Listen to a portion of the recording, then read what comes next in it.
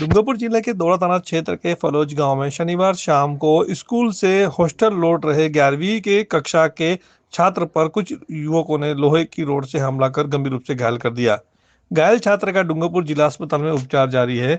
जानकारी के अनुसार हड़मतिया पाल मांडव निवासी पवन पुत्र रमेश ननोमा, जो कक्षा 11वीं का छात्र है, शनिवार शाम 4 बजे स्कूल की छुट्टी होने के बाद पैदल फलोज बॉयज हॉस्टल की ओर जा रहा था।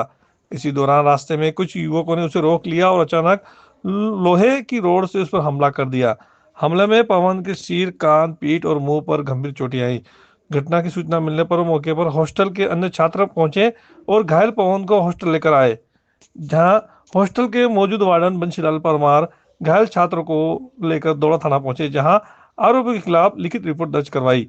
घटना के बाद घायल छात्र को डूंगरपुर जिला अस्पताल पहुंचाया गया, जहां उसका इलाज जारी है।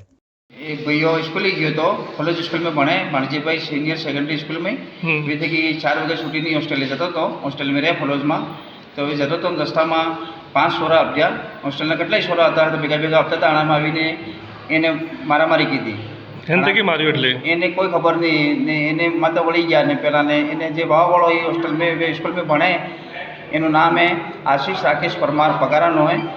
ये बेगो बने भी 11वीं पेलो 12वीं में ना 11वीं में है तो पाइप बाजी फेटे बाजी पट्टा बाजाए ये वो तो बाजू है बेहोश थी गयो। पीछे होस्टेल वाला छोरा बीजा था ये लई गया होस्टेल ले जाए पीछे वार्डन साहब ने फोन कीधो।